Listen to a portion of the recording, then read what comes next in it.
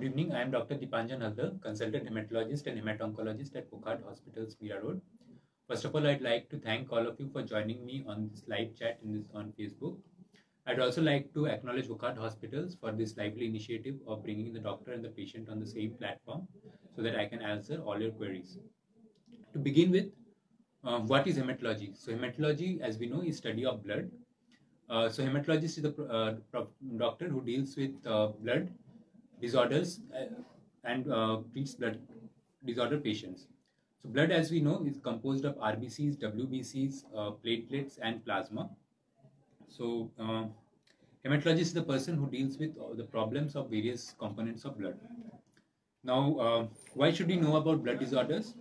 So there is often a misconception that the blood disorders are quite uncommon, but just to clarify you that blood disorders are in fact the commonest disorder. For example, to classify blood disorders, basically all these blood disorders can be broadly classified into anemia, bleeding disorders, blood cancers, and blood clots. In fact, anemia is the commonest blood disorder. To give you an idea about how prevalent anemia is, about 55% of all the adult females and 30% of adult males in developing countries like India suffer from anemia. The prevalence goes even higher in elderly age group and in children about 5 years of age, where the prevalence reaches almost 50 to 55%. So would you know that you have got anemia? The symptoms of anemia are often quite vague. For example, breathlessness, chest pain, palpitations, lightheadedness, headache, and so on. So the best idea of to know whether you are having anemia or not is to get your blood tested, and based on your hemoglobin level, a doctor can tell you whether you are having anemia or not. The hemoglobin level cutoffs vary according to the sex and age. For example, in adult males, we tell the person is anemic if the hemoglobin level is less than 13 to 13.5 gram per deciliter. On the other hand, in case of adult females, it is less than 12 gram per deciliter. In case the lady is pregnant, we take the cutoff often as 11 gram per deciliter. So when you have anemia, the best idea is to see a hematologist rather than starting yourself on iron tablets, because there could be multiple causes of anemia. Most common of which is obviously iron deficiency anemia. But again, I would like to re-emphasize that iron deficiency accounts for just 50% of all causes of anemia. So when I say iron deficiency accounts for just 50% of causes of anemia, what could be the other causes of anemia? So the other important causes of anemia are vitamin deficiency. Most importantly, we see vitamin B12 deficiency, especially in vegetarians. So this is another very important cause, very important and quite common cause of anemia. Again, apart from vitamin B12 deficiency, there are something else called as hemolytic anemia. So what is hemolysis? Hemolysis means breaking down of red blood cells in one's own blood. So hemolytic anemia means when there is no nutritional deficiency, but the red blood cells get broken down in one's own blood. So there are various examples of hemolytic anemia. I just like to tell some of the common ones. For example, thalassemia, sickle cell anemia, autoimmune hemolytic anemia. All these conditions are hemolytic anemias in which there is no nutritional deficiency, but one's red blood cells get broken down in one's own blood. Now, I've told about iron deficiency anemia, vitamin deficiency anemia, hemolytic anemias. Then the next important cause of anemia is anemia secondary to bone marrow failure. So the bone marrow is the organ which produces all our red blood cells, white blood cells, and platelets. So in conditions where the bone marrow is failing, it can present as anemia.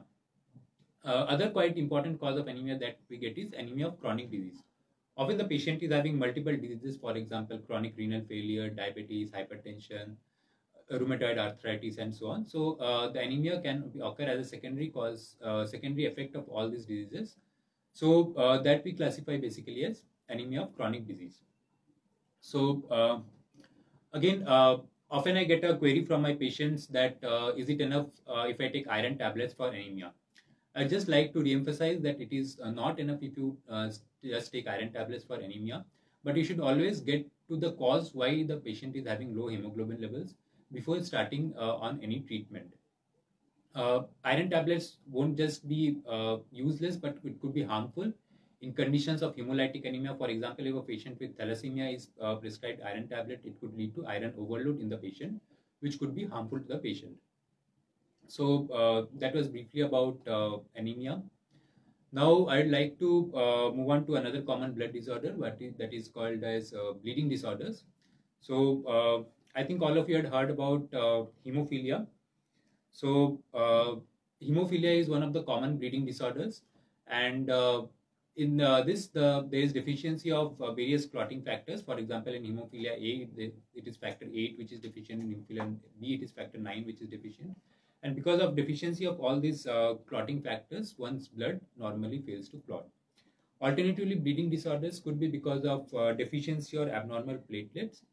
So this condition is known as the reduction in number of platelets is commonly known as a condition called as immune thrombocytopenia, or what we call as ITP. So that is another condition which can lead to bleeding disorders. Besides this, there are other very quite rare bleeding disorders also. So I'll be further illustrating on various blood disorders, but I think I have already got the questions coming up. So the first question which I have is, how frequently can someone donate blood? Yes, so that's a very important question. One can donate blood quite often. Normally, prior to blood donation, we check the hemoglobin levels. If the person's hemoglobin level is more than 12.5, one can donate blood. So, and there are various other criteria that one should not be suffering from any chronic disease, for example, uncontrolled diabetes, hypertension. One should not be having cancer, and there are certain other criteria also. The frequency we normally put as 3 to 4 months. So after that is the normal frequency at which one can donate blood. So I've got some other questions as well. How often a normal person should check their hemoglobin levels? Again, as I was just mentioning prior to this, that the symptoms of anemia are quite vague. For example, breathlessness, headache, palpitations, chest pain, tiredness, and all these non-specific symptoms based on which you cannot tell that whether you are having anemia or not. So it is a good idea just to check get your hemoglobin levels checked. You can get it checked. Checked maybe once in a year or so. If it is abnormal, then you can repeat it at more frequent intervals after seeing your hematologist. If it is normal and if you are not having any further insults, for example, you are not having any major bleeding episode or you're feeling normal, then you can maybe repeat it after say 6 months or a year or so. So, right. I've got a couple of other questions also. For example, the next question I have is, are blood disorders genetic or hereditary? Yes. So the answer to that question is there are some blood disorders which are genetic and some which are acquired. For example, I was just mentioning about hemophilia, von Willebrand disease, and all these disorders. Thalassemia, sickle cell disease, these are certain blood disorders which are genetic. On the other end, there are certain acquired blood disorders also. For example, iron deficiency anemia, anemia secondary to vitamin deficiency. All these are certain kind of blood disorders which are basically acquired. That is, it is not inherited from one's parents. Again, when we talk about blood cancers, there are certain blood cancers which have a strong genetic risk. For example, chronic lymphocytic leukemia or CLL. That is one blood cancer which has a strong genetic risk and often tends to run in one's families. On the other hand, there are other certain type of blood cancers which are acquired in nature. Yeah. So the next question I have now is, can I lead a healthy life in spite of having anemia? Yes, absolutely. You can lead a perfectly healthy and normal life in spite of having anemia. So as I was mentioning, how to know whether you are anemic or not, it depends on your hemoglobin levels, and there are various age and gender-specific cutoffs.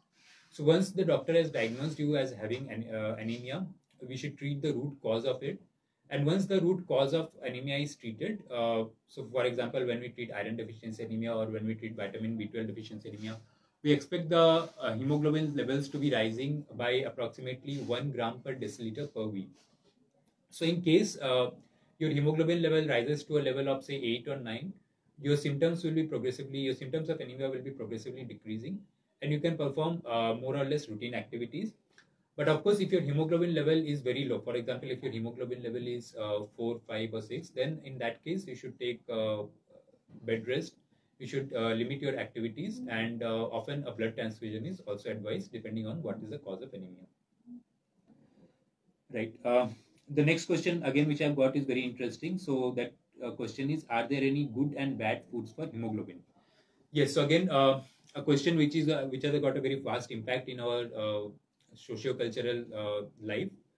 Uh, so I was just talking about the important sources of nutrients for our blood. For example, iron I was talking about. So there are a couple of food which are rich in iron. For example, if you are non-vegetarian, you could be taking red meat, seafood, poultry products. So these are a couple of non-vegetarian foods which are rich in iron. On the other hand, if you are vegetarian, you could be taking green leafy vegetables, for example, spinach, palak, then there are dry fruits, dates, pomegranates. All these are quite rich source of iron. Another thing that you should keep in mind is the non-vegetarian source of iron that we take contains heme iron. So this form of iron is better absorbed from one's stomach.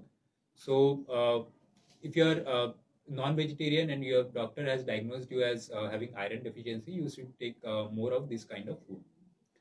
Now coming talking about other nutrients, vitamin B12 also is quite rich in various non-vegetarian food. For example, the richest source is a liver of chicken and mutton. So if you are non-vegetarian, you should preferably take that and other poultry products. If you are unfortunately, the vitamin B12 content is quite low in the vegetarian food. For example, there is but there is still amount of vitamin B12 still present in soybean, milk, cheese. So often vegetarians do require lifelong. Some vegetarians do require lifelong supplementation of vitamin B12. Folic acid is another vitamin which is quite important for formation of hemoglobin. So, a couple of folic acid rich foods are basically green leafy vegetables. For example, again spinach, asparagus, cabbage, cauliflower, and so on. So, I've got another question coming up, which reads as why menstrual cycle becomes sometimes irregular in married lady. Yeah, so there could be various etiologies or various factors which could be causing irregular menstrual cycles. Some of which are related to blood. For example, married lady could be having some bleeding disorders, or so which could predispose her to more frequent bleeding or heavy bleeding during the menstrual cycles. Or this the etiology of irregular cycles could be some gynecological disorders for which often ultrasonography of pelvis is ordered. So one needs to be evaluated based on the cause why the menstrual cycle is irregular. Right. So the next question I have is how is anemia different from thalassemia? Right. So as I was just mentioning, there are various causes of anemia. The most important causes being iron deficiency, vitamin deficiency, then hemolytic anemias, which could be thalassemia and so on. So to again clarify, thalassemia is just a type of anemia. Is just a etiology of just an etiology of anemia. So like depending upon etiology, as I was telling, that anemia could be because of various factors. So thalassemia is just one of them. So what is thalassemia? Thalassemia or normal hemoglobin is composed of two chains, that is alpha and beta chains. So if the beta chain is defective in a person, we tell that this person is having beta thalassemia. On the other hand, if the alpha chain is defective, we tell this person is having alpha thalassemia. So as a result of this defective chains, the normal protein of hemoglobin does not get synthesized, and this leads to anemia in these persons. Uh, so the next question is, am I at risk of having anemia? Yes, definitely. As I was telling that in India and developing countries, the prevalence of anemia is very high. So anybody in developing countries needs to get checked, especially if he or she is having symptoms of anemia, to know if he or she is anemic or not. The next question which I have is, what are the symptoms of bleeding disorder? Yes, again a very good question. So bleeding disorders can can have a very varied presentation. For example, it could be just minor bruises and ecchymotic spots in your skin, which does not get away and which you keep getting quite frequently. It could present as nasal bleeds. It could present as irregular and heavy menstrual periods. It could be presenting as life-threatening bleed, for example, life-threatening hematemesis, that is blood in the vomiters, or it could be directly presenting as uh, even intracerebral hemorrhage or bleeding in the joints, which is known as hemarthrosis. So all these are basically symptoms of bleeding disorders. So if you are having or if you are having any of these symptoms, or often if you see that after getting small cuts, your blood does not clot easily and you keep bleeding, then should see a hematologist immediately to understand what is the cause of bleeding disorder. The cause of bleeding disorder could be in your platelets or could be in your clotting proteins, which is present in the plasma. Next question which I have is related to blood cancer, and the question is blood cancer treatable? Right.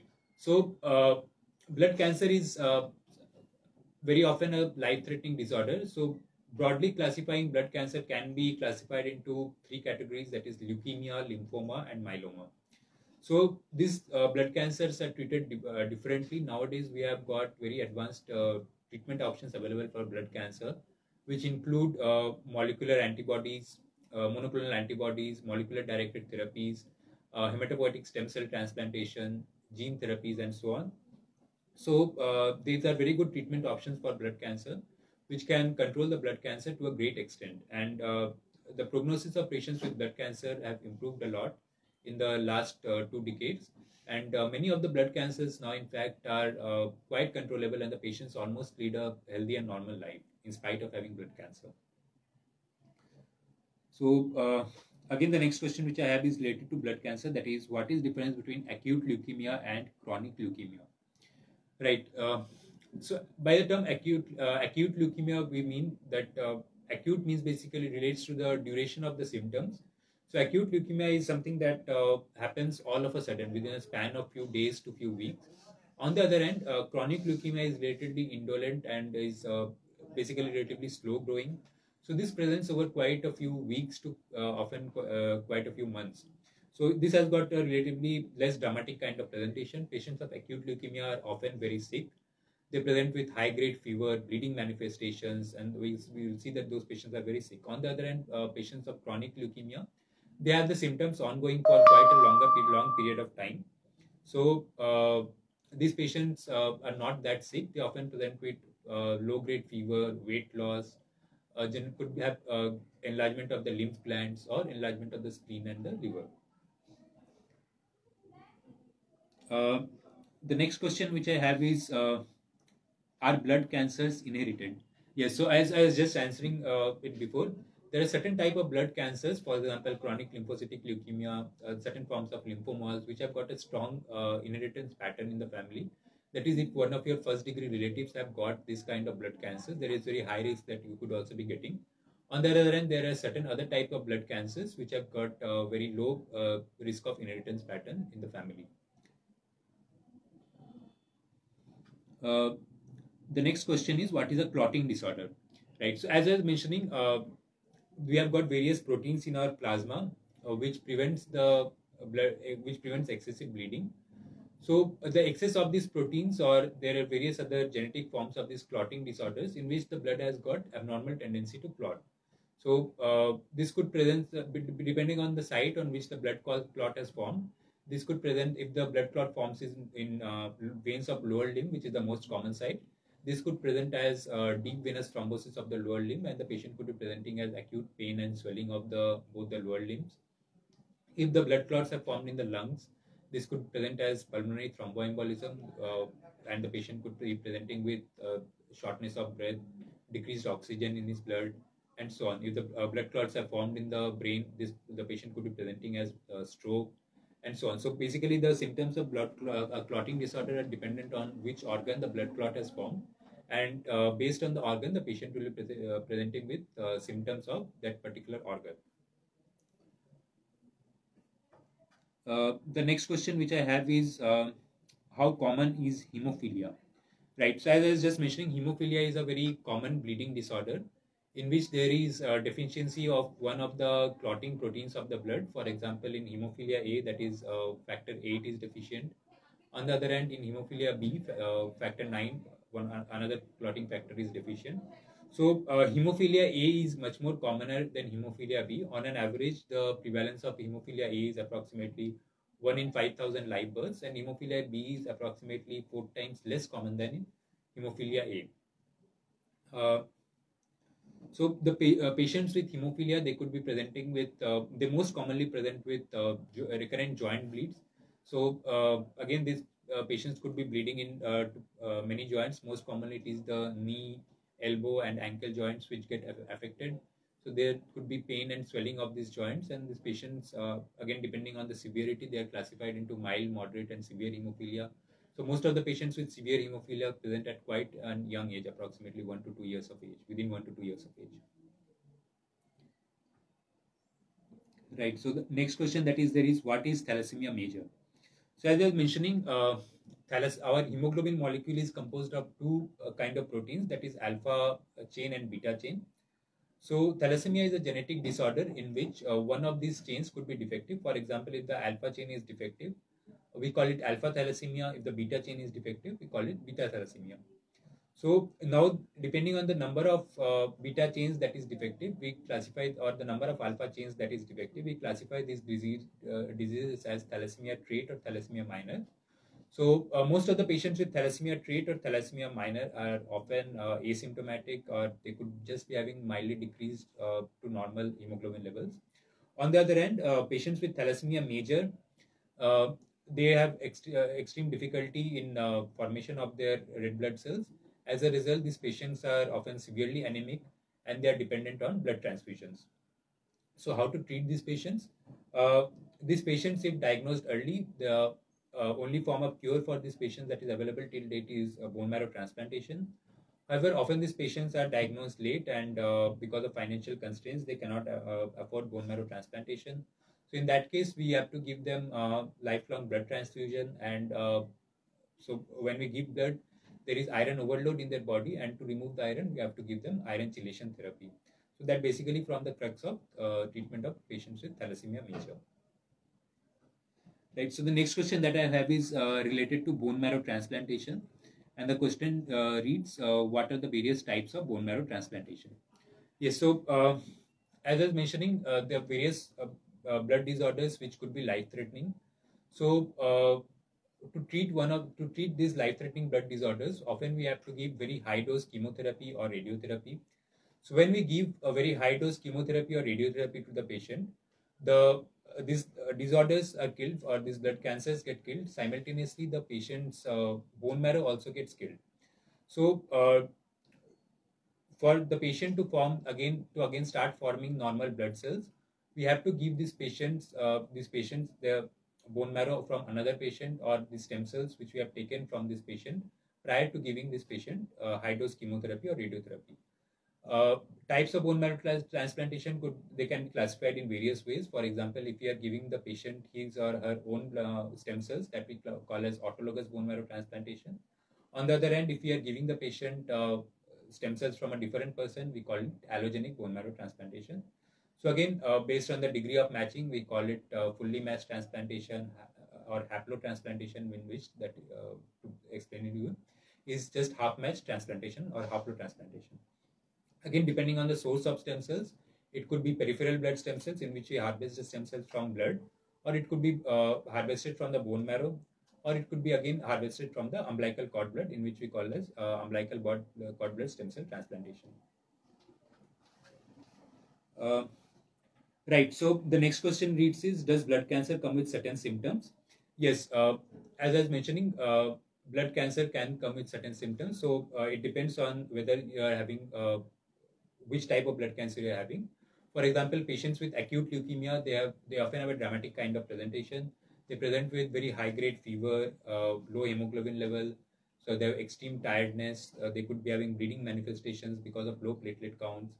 On the other hand, patients with chronic leukemia, they could be asymptomatic first of all. That is just on basis of routine blood test done to any prior to any surgery or a part of routine health checkup. They could be detected to have very high WBC count. Uh, as a part of just routine health checkup, and then they get investigated and they get diagnosed to have blood cancer. Or patients with chronic leukemia could be having very slow or indolent kind of symptoms.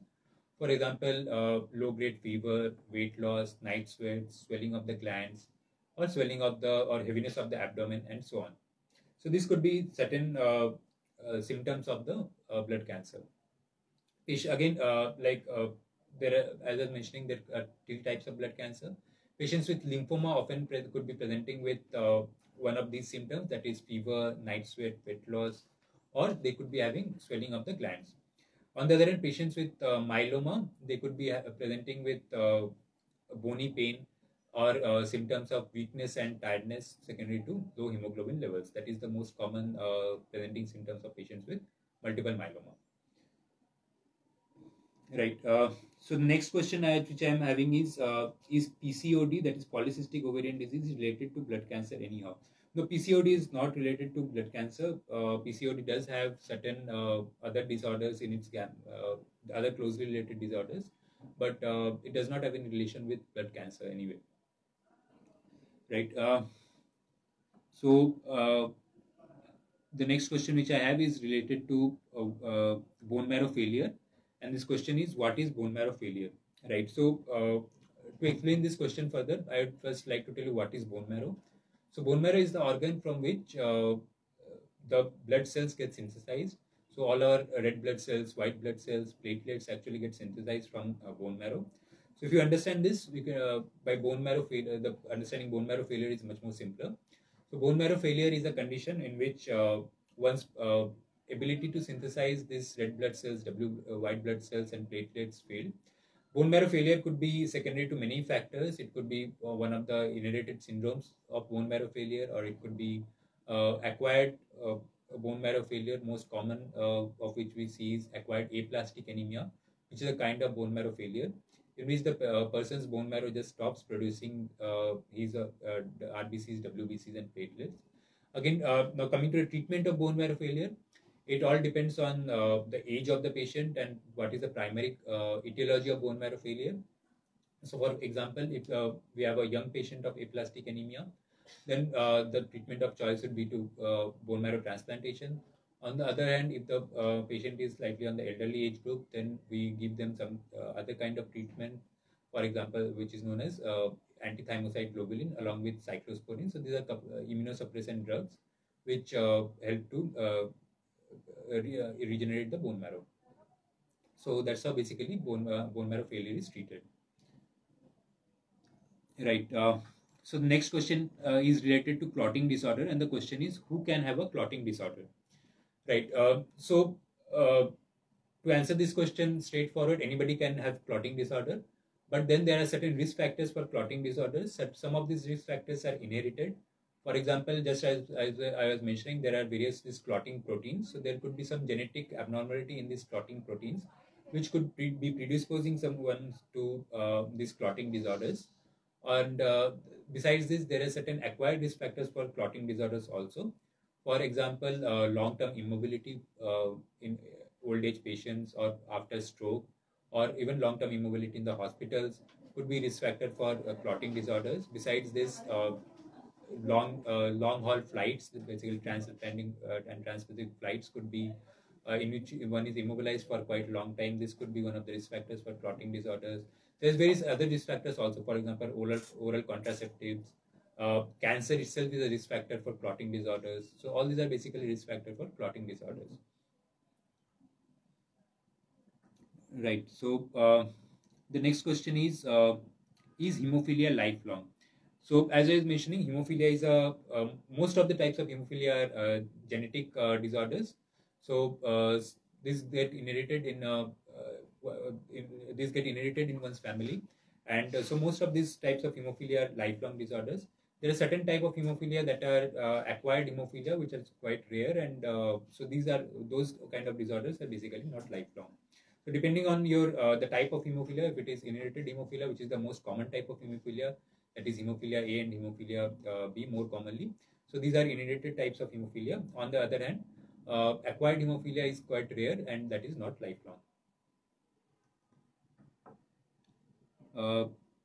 Right. So the next question which I have is, what are low blood counts? So to answer this question, I would just like to tell you what are the normal blood count levels. So as I was mentioning, the hemoglobin level in a normal adult should be above 13 to 13.5, in an adult male, in adult female above 12. The normal white blood cell count is generally between 4,000 to 11,000, and the normal platelet count is between 1.5 lakhs to 4 lakhs. So if your blood counts are lesser than this, for example, if your hemoglobin level is less than 11 to 12, or if your white blood cell count is less than 4,000, or if your platelet count is say less than 1 to 1.5 lakhs, then you're probably having low blood counts and you should see a hematologist immediately. There are various causes for low blood counts, and the treatment for low blood counts will totally depend on what is the cause for low blood counts. And first we need to investigate what is the cause for low blood count, and then diagnose the underlying disorder before prescribing any definite kind of treatment.